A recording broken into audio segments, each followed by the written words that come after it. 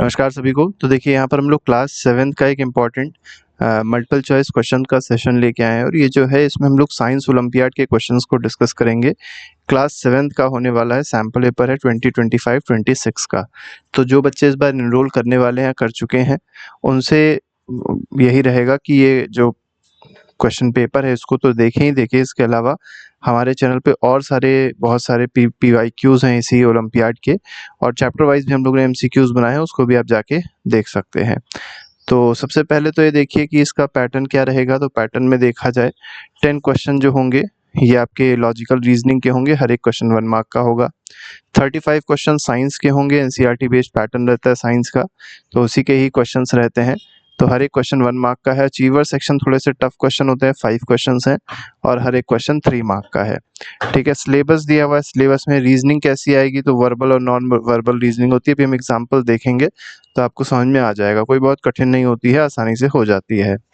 Section 2 में देखिए syllabus क्या क्या है। तो पहला चैप्टर हीट है, मोशन एंड टाइम है, electric current and its effect है, लाइट है, एसिड बेसिस सॉल्ट्स है, फिजिकल केमिकल चेंजेस है, न्यूट्रिशन प्लांट एनिमल्स है। ठीक है, मतलब जो NCERT जो पुरानी चल रही थी उसी का ही पूरा सिलेबस यहाँ पर दिया गया है। और सेक्शन 3 जो है वो सेक्शन 2 ही सिलेबस उसका होगा, बस थोड़े क्वेश्चन जो होंगे हाई लेवल के होंगे। पहला क्वेश्चन देखिए क्या कह रहा है, find the number of rectangles form in the given figure. तो आपको इस फिगर में बताना है कितने रेक्टेंगल्स होंगे। तो आप रेक्टेंगल्स काउंट कर सकते हैं, तो 1 2 3। ठीक है, इस तरीके से देखा जाए तो पहले सिंपल रेक्टेंगल्स देख लीजिए, 4 5, ठीक है, 6 और 7। इसके बाद आपको क्या करना पड़ेगा, रेक्टेंगल को मिला के देखना पड़ेगा। तो जैसे ये वाला हो गया, ये 8वां हो जाएगा। ठीक है, इसके बाद ये वाला देखिए 9वां हो जाएगा। इसके बाद ये भी एक रेक्टेंगल है, ठीक है, ये 10वां रेक्टेंगल हो जाएगा, या इसको स्क्वायर माना जाए तो ये 10वां रेक्टेंगल हो जाएगा। ठीक है, इसके बाद अगर 11वां देखा जाए तो और कहाँ बन सकता है, तो इन दोनों को मिला दिया जाए तो 11वां हो जाएगा। ठीक है, और भी देख सकते हैं हम लोग, और भी रेक्टेंगल्स होंगे, जैसे यहाँ पर 1 और 2 को मिला देंगे तो ये भी एक रेक्टेंगल हो जाएगा, तो 12 रेक्टेंगल तो यही हो गए। और भी रेक्टेंगल्स होंगे, ऐसा नहीं कि 12 ही हैं, और हम लोग देखने की कोशिश करते हैं। वैसे ये वाला जो फिगर था ये भी एक रेक्टेंगल ही था, तो टोटल रेक्टेंगल 12 से ज़्यादा यहाँ पर आपको देखने को मिल रहे हैं। बाकी आप भी एक आध रेक्टेंगल देख सकते हैं, इसमें आपको और मिल जाएंगे। ठीक है, तो फिलहाल इसका आंसर क्या आ जाएगा, मोर देन 12 आ जाएगा। तो ऐसे क्वेश्चंस आपको देखने को मिलेंगे, आप आसानी से इसको कर सकते हैं। How many degrees will the minute hand clock. देखिए मिनट वाली सुई जो है वो कितना डिग्री कवर करेगी when time changes from 142 to 210। अब देखिए पहले 142 से 210 में देख लीजिए कि मिनट कितना कवर हुआ। तो 18 मिनट पे 2 बजेगा और ये हो जाएगा 10 और, मतलब 28 मिनट हो गया। और 28 मिनट आपकी जो मिनट हैंड क्लॉक है वो चल रही होगी। तो 60 मिनट में आपको पता है मिनट हैंड क्लॉक कितना डिग्री कवर करती है, 360 डिग्री कवर करती है। तो 28 मिनट में कितना कवर करेगी ही आपको बताना है। तो आप क्या करिए, 360 अपॉन 60 इंटू 28 कर दीजिए। तो 6 सिक्सा हो जाएगा, 28 सिक्सा आप कर लीजिए। तो 8 सिक्सा 48, 4 और 8 यहाँ आ जाएगा, तो 6 12 168। ठीक है, तो 168 डिग्री आपका आ जाएगा। तो डी ऑप्शन इसमें भी क्या है, बिल्कुल सही है।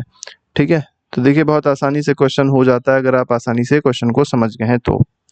क्वेश्चन नंबर 3 देखिए क्या कह रहा है, 2 different positions of dice are shown below. तो देखिए यहाँ पर 2 पोजीशन आपको डाइस की दिखाई गई है। आपको बताना है which number will be opposite, which will be on the face opposite to the face having number 2।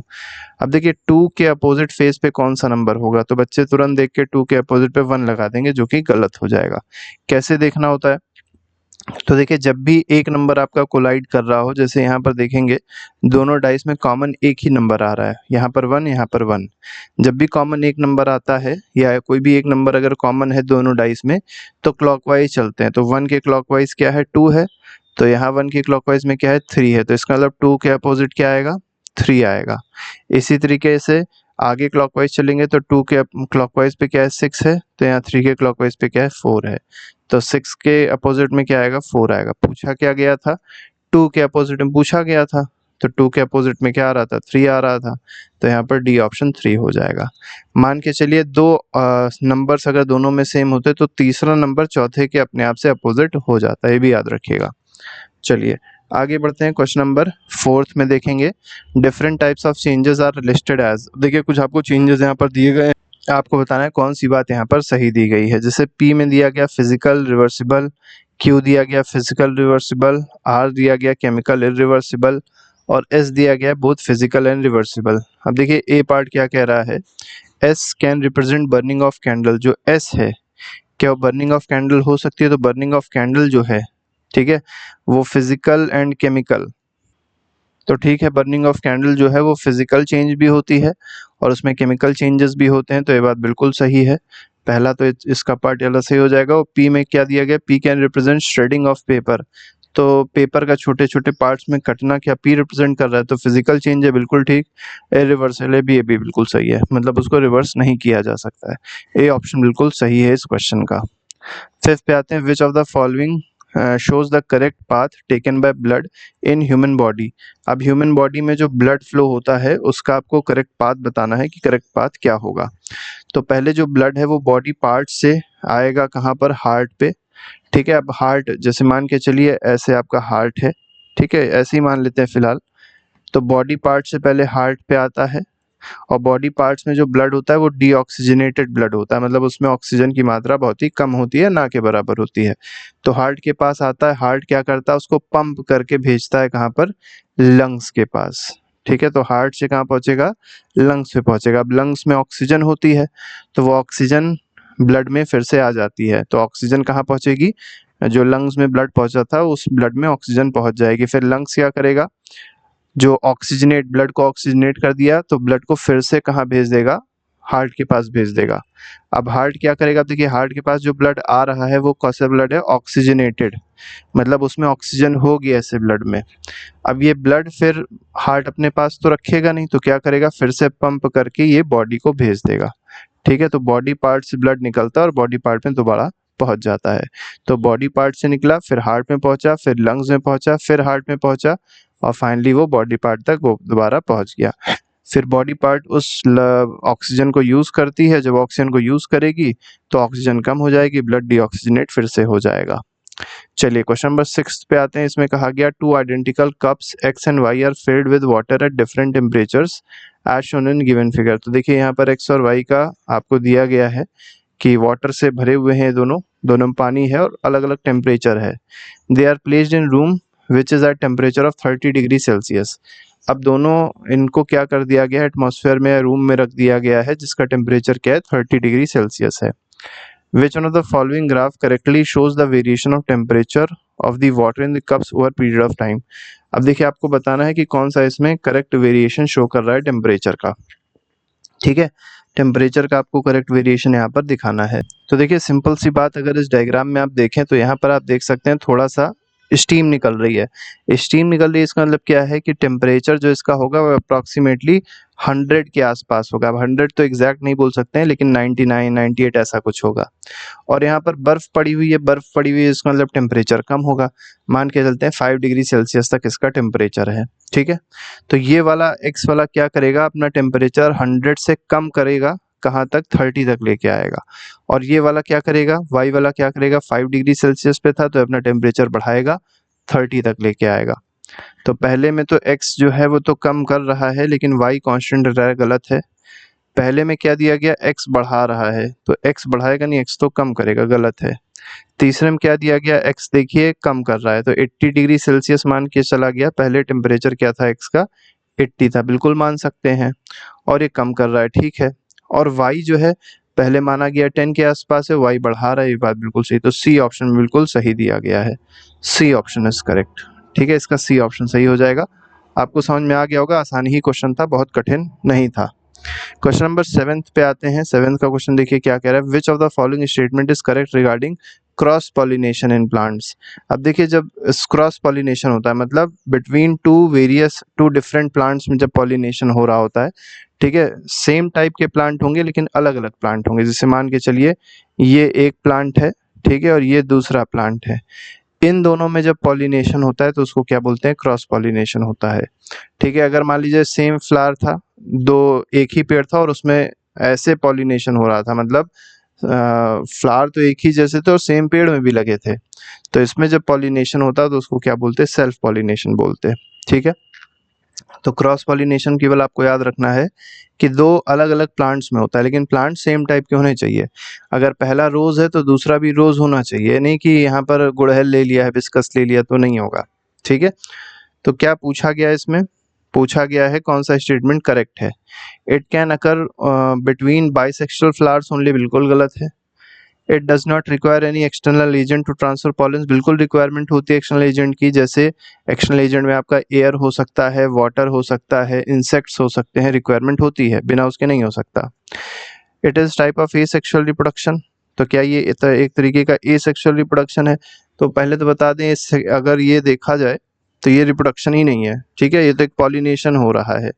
ठीक है, तो इसको हम लोग यहाँ पर भी गलत ही मानेंगे, सेवेंथ का सी पार्ट भी गलत है। It produces offspring with more genetic variation, ये बिल्कुल सही है। यहाँ पर जेनेटिक वेरिएशन ज्यादा देखने को मिलेंगे as compare to self pollination, है बिल्कुल सही है, तो डी ऑप्शन इसमें सही हो जाएगा। अब देखिए यहाँ पर क्या करना है, इनकरेक्ट मैच आपको बताना है, इसमें से कौन कौन सा है, कौन कौन सी बातें इसमें गलत मैच करी गई हैं, ये आपको यहाँ पर बताना है। ठीक है, तो पहला दिया गया गैस्ट्रिक जूस पेप्सिन, तो गैस्ट्रिक जूस जो है वो पेप्सिन है, बिल्कुल ठीक है। गॉल ब्लैडर लैक्टेज, नहीं, गॉल ब्लैडर लैक्टेज को सिक्रीट नहीं करेगा। बाइल पैनक्रियाज, ये भी गलत है, बाइल तो लिवर सिक्रीट करता है। हाइड्रोक्लोरिक एसिड स्टमक में होता है, बिल्कुल सही है। माल्टेज जो है ईसोफेगस में, ये भी गलत है। सलाइवा में माइलेज होता है, ये भी सही है। ठीक है, तो कौन कौन सा सही हुआ इसमें, 4 और 5 सही है। ठीक है, और 1 भी सही है, 1 4 5 सही है, तो 2 3 और 5 गलत है, ये 6 है। ठीक है, 2 3 5 गलत है, 2 3 5 मतलब इसमें सी ऑप्शन जो है वो, क्योंकि इनकरेक्ट बताना था, इनकरेक्ट है। चलिए अब आते हैं अचीवर सेक्शन पे। अचीवर सेक्शन में थोड़े से क्वेश्चन टफ रहते हैं, जैसे हमने आपको बताया था। A luminous point object is placed at point O, तो यहाँ पर एक कोई ऑब्जेक्ट को रख दिया गया। As shown in the given figure the image of O is formed at I, तो इसकी इमेज जो बन रही है यहाँ पर बन रही है आई पॉइंट पे। Line M N in the figure represents the optical axis. ठीक है, which of the following statement is are correct, कौन सा स्टेटमेंट इसमें सही है, ये आपको यहाँ पर बताना है। तो पहला दिया गया, if lens is used to obtain the image then it must be a diverging lens. ये जो इमेज है क्या डाइवर्जिंग लेंस से प्रोड्यूस होगी, डाइवर्जिंग का मतलब होता है कॉनकेव, ये जो लेंस है ना इसको बोलते हैं डाइवर्जिंग लेंस। तो डाइवर्जिंग लेंस में तो इमेज ऐसी बनती ही नहीं है, तो बिल्कुल ही गलत है। तो ठीक है, क्योंकि डाइवर्जिंग लेंस में जो इमेज बनती है वो वर्चुअल होती है, लेकिन ये जो इमेज बन रही है कैसी है, प्रिंसिपल एक्सिस के क्योंकि नीचे बन रही है और प्रिंसिपल एक्सिस के नीचे इमेज रियल बनती है, तो कन्वर्जिंग होना चाहिए था। If mirror is used to obtain the image then mirror must be concave. अब यहाँ पर आपसे पूछा गया है कि मिरर जो यूज किया जा रहा था, देखिए यहाँ पर क्या दिया गया है, जो मिरर यूज किया गया, अगर इस इमेज को ऑब्टेन करना था तो मिरर जो यूज किया जाएगा वो कहा गया कैसा होना चाहिए, कॉनकेव होना चाहिए। चलिए कॉनकेव मिरर लगा देख लेते हैं, जैसे मान के चलिए यहाँ पर कॉनकेव मिरर ऐसे करके होता, तो क्या ये इमेज कभी बन सकती थी। तो जैसे मान लीजिए कोई भी ray of light parallel to principal axis या कुछ भी आती, तो इमेज यहाँ तो ना बनाती, इमेज बनती रियल और इन्वर्टेड बनती, लेकिन इस तरफ बनती ना। तो ये स्टेटमेंट जो है, या अगर वर्चुअल बन रही होती तो ऊपर बन रही होती, तो ये भी स्टेटमेंट गलत है, पूरी तरीके से इसको सही नहीं माना जा सकता है। ठीक है, image I is real in nature, I जो है वो इमेज रियल होगी, तो बात सही, रियल इन्वर्टेड होगी। तो पहला स्टेटमेंट, इसमें जो तीसरा स्टेटमेंट है वही केवल सही है, तो थर्ड ऑप्शन जो है मतलब ए ऑप्शन वो इसमें सही हो जाएगा। ठीक है, सेकंड इसमें गलत होगा, समझ में आ गया होगा आप लोगों को गलत क्यों होगा।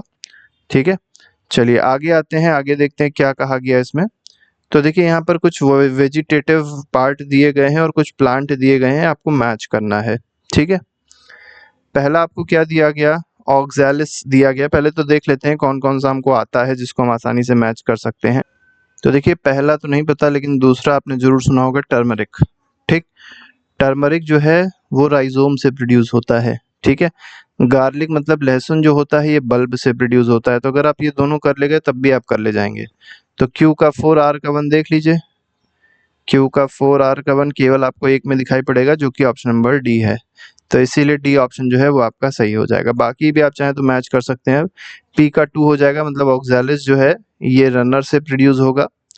ठीक है, एस का 5 है, तो बेगोनिया जो है ये एडवेंटियस लीफ बड से प्रोड्यूस होता है। स्ट्रॉबेरी जो है वो किससे प्रोड्यूस होगा, स्टोलोन से प्रोड्यूस होगा। तो इस तरीके से आप पूरा मैच कर सकते हैं। तो ये 10 क्वेश्चंस थे जो हम लोग ने डिस्कस किए। इसके अलावा हर एक चैप्टर के एमसीक्यूज जो हैं वो प्लेलिस्ट में लगे हैं, आप जाके प्लेलिस्ट को देख सकते हैं। और अगर आपको और कई सारे जो भी इसके सैम्पल पेपर्स हैं वो देखने हैं तो हम लोग के दूसरी प्लेलिस्ट में लगे हैं ओलंपियाड की, उसमें आप जाके देख सकते हो, अपना रिवीजन अच्छे से कर सकते हैं। अभी के फिलहाल नहीं, thank you very much, good bye, जय हिंद।